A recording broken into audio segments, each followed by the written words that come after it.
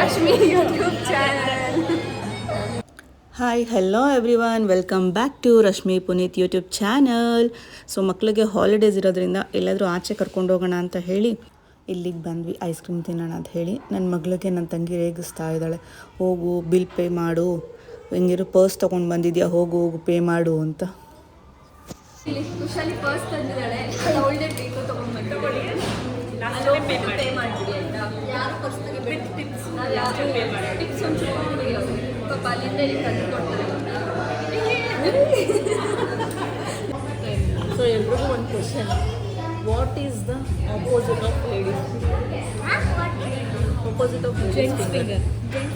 ಅಲ್ಲ, ನಾನು ಇದೆಲ್ಲ ನೋಡಿದ್ದೀನಿ. ಮೆಂಟೋಸ್ ಕರೆಕ್ಟಾ? ಮೆಂಟೋಸ್.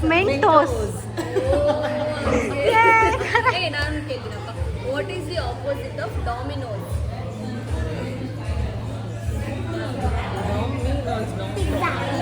ಇಲ್ಲ, Domi doesn't know. Domi doesn't know. Domi doesn't knows. Knows ಅಲ್ಲ, ನೋ ಅಷ್ಟೇ. ನಾನು ಕೇಳ್ತೀನಿ, ಇದು ಒಂಥರ ಪ್ರಶ್ನೆ, ಇಲ್ಲಿಂದ ಒಂದು ಆನ್ಸರ್ ಸ್ಟಾರ್ಟ್ ಆಗುತ್ತೆ. ಓಕೆ, ಆನ್ಸರ್ ಹೇಳ್ತಾವಳೆ, ಕ್ವಶನ್ ಹೇಳ್ತಾ ಇಲ್ಲ. ಇಲ್ಲ, ಇಡೀ ದೇಶದಲ್ಲಿ ಬಿಸ್ನೆಸ್ ಸ್ಕೂಲಿಗೆ ಸಂಬಂಧಪಟ್ಟಿದೆ. ಆ ಸ್ಕೂಲ್ ಹೆಸರು ಒಂದೊಂದ್ಸಲ ಅದೇ ಇರುತ್ತೆ. ಯಶೋಣ್ಣ, ನಿಮ್ಮ ಸ್ಕೂಲ್ ಹೆಸರು ಅದಿರ್ಬೋದು. ಅದಲ್ಲ, ಈ ಫಾರ್ ಎಲಿಫೆಂಟ್ ನಮ್ಗೆ ಅಷ್ಟೇ ಗೊತ್ತಿರೋದು. ನನ್ನ ಮಗಳು ಕೇಳೋ ಪ್ರಶ್ನೆ ಎಲ್ಲ ಮುಗಿಯೋ ಅಷ್ಟರಲ್ಲಿ ನಾವು ಮಾಡಿದಂಥ ಆರ್ಡರ್ ಐಸ್ ಕ್ರೀಮ್ ಮತ್ತು ಸ್ಯಾಂಡ್ವಿಚ್ ಬಂತು. ಸೊ ಬ್ಲ್ಯಾಕ್ ಬ್ಯೂಟಿ ಮತ್ತು ವೈಟ್ ಬ್ಯೂಟಿ, ಡಾರ್ಕ್ ಚಾಕ್ಲೇಟ್ ಮತ್ತು ವೈಟ್ ಚಾಕ್ಲೇಟ್ ಎರಡನ್ನೂ ಕೂಡ ಎಂಜಾಯ್ ಮಾಡಿಕೊಂಡು, ನನ್ನ ಮಗಳು ಇದು ಯಾವುದೋ ಸ್ನೋ ಮ್ಯಾನ್ ಅಂತೇನೋ ಆರ್ಡ್ರ್ ಮಾಡಿದ್ಲು, ಆದರೆ ಅದು ಓರಿಯೋ ಬಿಸ್ಕೆಟ್ ಬೌಲ್ ಥರ ಬಂತು. ಅದರಲ್ಲಿ ಬರೀ ಓರಿಯೋ ಬಿಸ್ಕೆಟ್ಸೇ ಇತ್ತು. ಸೊ ಎಂಜಾಯ್ ಮಾಡಿಕೊಂಡು ಮಕ್ಕಳೆಲ್ಲನೂ ತುಂಬ ಖುಷಿಪಟ್ಟರು. ಇದ್ರ ಟೇಸ್ಟ್ ತುಂಬ ರಿಚ್ ಆಗಿತ್ತು. ಸೊ ಅವ್ರು ರೋಸ್ಟೆಡ್ ಬಾದಾಮ್ ಎಲ್ಲ ಕೊಟ್ಟಿದ್ರು ಮೇಲ್ ಟಾಪಿಂಗಿಗೆ. ನನ್ನ ಮಗಳಿಗೆ ಖುಷಿನೋ ಖುಷಿ, ಅಮ್ಮ ರೋಸ್ಟೆಡ್ ಬಾದಾಮ್ದು ಏನೋ ಅದ್ರದ್ದು ಮಳೆ ಬರ್ತಿದೆ ಅಂತ ಹೇಳಿ ಅವಳೇ ಹಾಕಿದ್ಲು. ತುಂಬ ಚೆನ್ನಾಗಿತ್ತು, ತುಂಬ ರಿಚ್ ಆಗಿತ್ತು. ಹಾಗೆ ಇನ್ನೂ ಒಂದು ಕೂಡ ಡಾರ್ಕ್ ಚಾಕ್ಲೇಟ್ ಥರ ಕಾಣಿಸ್ತಿದೆಯಲ್ಲ, ಅದು ಕೂಡ ತುಂಬ ಚೆನ್ನಾಗಿತ್ತು. ಸೊ ಈ ಎರಡನ್ನೂ ಕಾಂಪಿಟೇಷನ್ ಮೇಲೆ ಕ್ವಿಕ್ಕಾಗಿ ಖಾಲಿ ಮಾಡ್ತಾ ಇದ್ವಿ.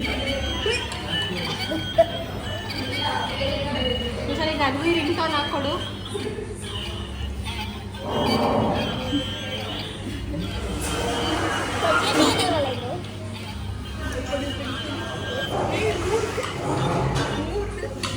ಕುಶಾಲಿ ಅವರೇ, ನಿಮ್ಮ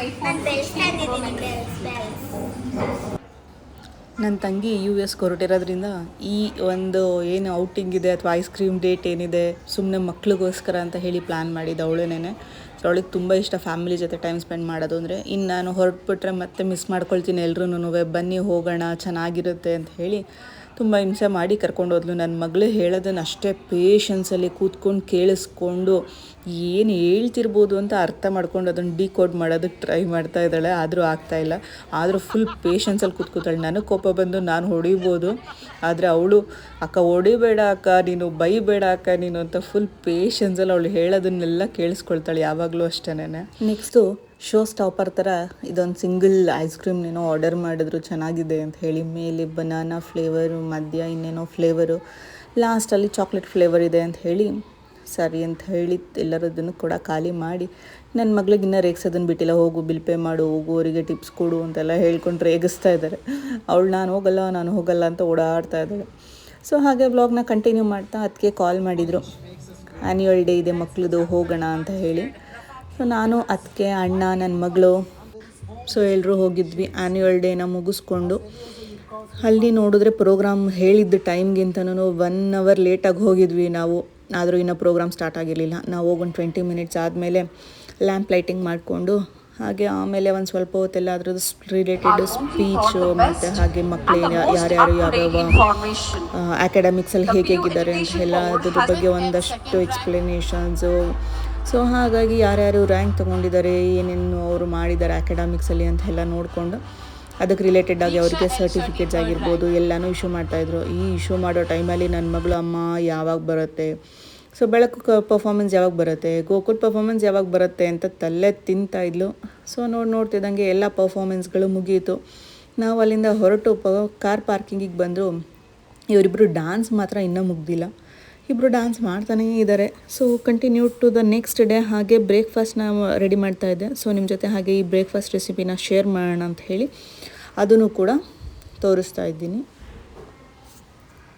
ಸೊ ಇವತ್ತಿನ ರೆಸಿಪಿ ಬಂದು ಬದನೆಕಾಯಿಯ ಪಲ್ಯ. ಸಿಂಪಲ್ಲಾಗಿ ಯಾವುದೇ ಥರದ ಖಾರ ಎಲ್ಲ ಏನೋ ರುಬ್ಬೋ ಹಾಗಿಲ್ಲ.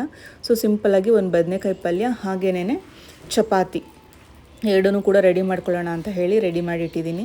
ಸೊ ಒಂದು ಕಡಾಯಿ ತೊಗೊಂಡು ಅದಕ್ಕೆ ಸಾಸಿವೆ, ಜೀರಿಗೆ, ಎಣ್ಣೆ ಹಾಕಿ ಎಣ್ಣೆ ಬಿಸಿ ಆದಮೇಲೆ ಸಾಸಿವೆ, ಜೀರಿಗೆ, ಒಂದು 3-4 ಬ್ಯಾಡಗಿ ಮೆಣಸಿನ್ಕಾಯಿ, 1-3 ಒಣಮೆಣ್ಸಿನ್ಕಾಯಿನ ಹಾಕ್ಕೊಂಡು ಅದರದ್ದು ಹಸಿ ವಾಸನೆ ಎಲ್ಲ ಹೋಗಿ ಕಮ್ಮಂತ ಬರೋವರೆಗೂ ಚೆನ್ನಾಗಿ ಅದನ್ನು ಫ್ರೈ ಮಾಡ್ಕೊಳ್ಳಿ.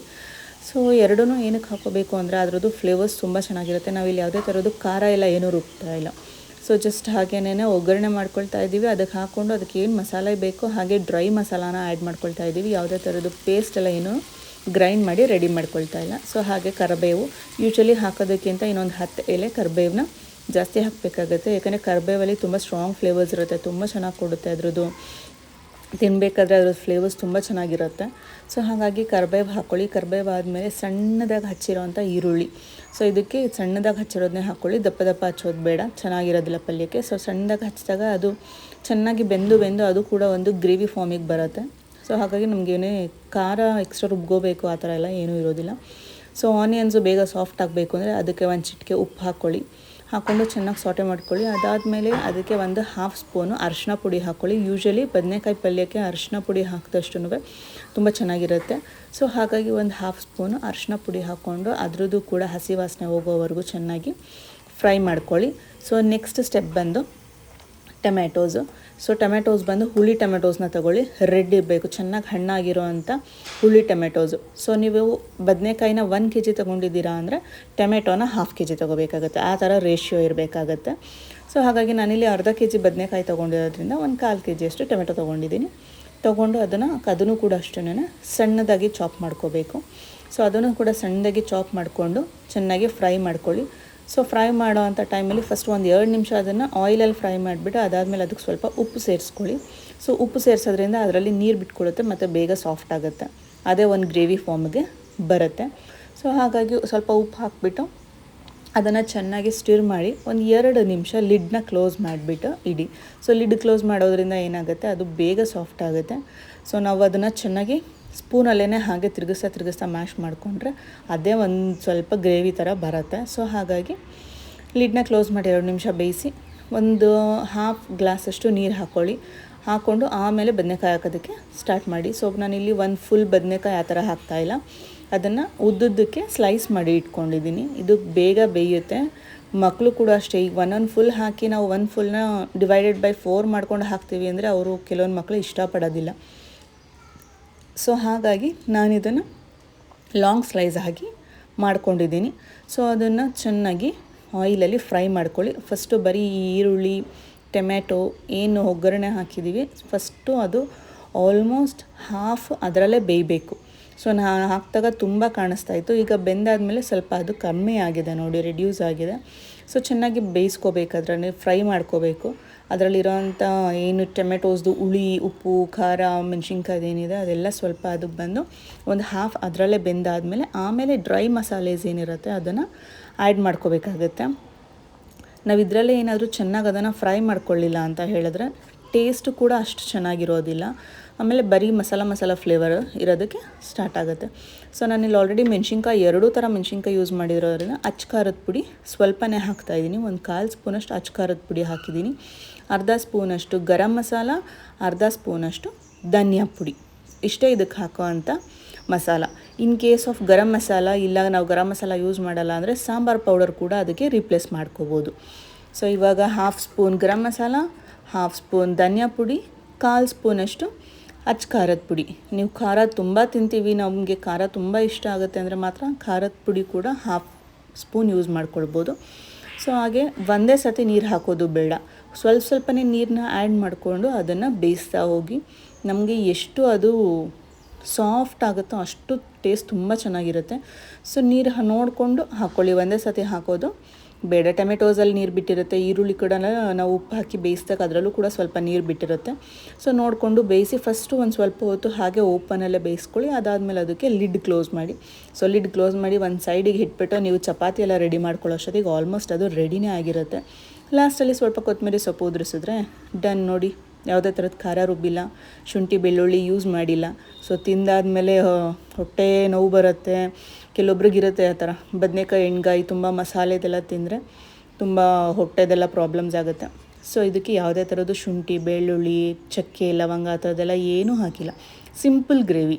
ಸೊ ಸಿಂಪಲ್ ಗ್ರೇವಿನ ರೆಡಿ ಮಾಡ್ಕೊಳ್ಳಿ. ಹಾಗೆ ನಾನು ಇದಕ್ಕೆ ಲೇಯರ್ಡ್ ಚಪಾತಿ ಮಾಡ್ಕೊಳ್ತಾ ಇದ್ದೀನಿ. ನಾರ್ಮಲ್ ಚಪಾತಿ ಹಿಟ್ಟೆ ಕಲಸಿಟ್ಕೊಳ್ಳಿ. ಫಸ್ಟ್ ಒಂದು ಸತಿ ಅದನ್ನು ಲಟ್ಟಿಸ್ಬಿಟ್ಟು ಮಧ್ಯಕ್ಕೆ ಒಂದು ಸ್ಪೂನ್ ಆಯಿಲ್ ಹಾಕಿಬಿಟ್ಟು ಅದ್ರ ಮೇಲೆ ಒಂದು ಸ್ವಲ್ಪ ಗೋಧಿ ಹಿಟ್ಟಿನ ಪೌಡರ್ನ ಉಪಯೋಗಿಸಿ ಒಂದು ರೌಂಡ್ ಮಸಾಜ್ ಮಾಡಿಬಿಟ್ಟು ಅದನ್ನು ಜಸ್ಟ್ ಫೋಲ್ಡ್ ಮಾಡಿಬಿಟ್ಟು ಅದನ್ನು ನಾರ್ಮಲ್ ಚಪಾತಿ ಥರ ಲಟ್ಟಿಸ್ಕೊಂಡ್ರೆ ಲೇಯರ್ಡ್ ಚಪಾತಿ ಬರುತ್ತೆ. ಸೊ ಅದರಲ್ಲಿ ಲೇಯರ್ಸ್ ಇರೋದ್ರಿಂದ ತುಂಬ ಚೆನ್ನಾಗಿರುತ್ತೆ. 2 to 3 ಲೇಯರ್ಸ್ವರೆಗೂ 4 ಲೇಯರ್ಸ್ವರೆಗೂ ಮಾಡ್ಕೊಳ್ಬೋದು. ಬಟ್ ಅದನ್ನು ಮಾಡ್ಕೋಬೇಕಾದ್ರೆ ಚಪಾತಿ ಶೇಪ್ ಬರೋದಿಲ್ಲ ಅಷ್ಟೇ, ಯಾಕಂದರೆ ನಾವು ಅದನ್ನು ಟ್ರಯಾಂಗಲ್ ಶೇಪಲ್ಲೆಲ್ಲ ಫೋಲ್ಡ್ ಮಾಡ್ತಾ ಇರ್ತೀವಲ್ವ. ಸೊ ಹಾಗಾಗಿ ಪರ್ಫೆಕ್ಟ್ ಸರ್ಕಲ್ ಅಂತ ಬರೋದಿಲ್ಲ. ಸೊ ನೀವು ನೋಡ್ತಾ ಇದ್ದೀರಾ ಚಪಾತಿ ಎಷ್ಟು ಸಾಫ್ಟಾಗಿದೆ ಅಂತ. ಲೇಯರ್ಸ್ ಕೂಡ ನೋಡಿ ಈ ಥರ ಲೇಯರ್ಸ್ ಓಪನ್ ಆಗುತ್ತೆ.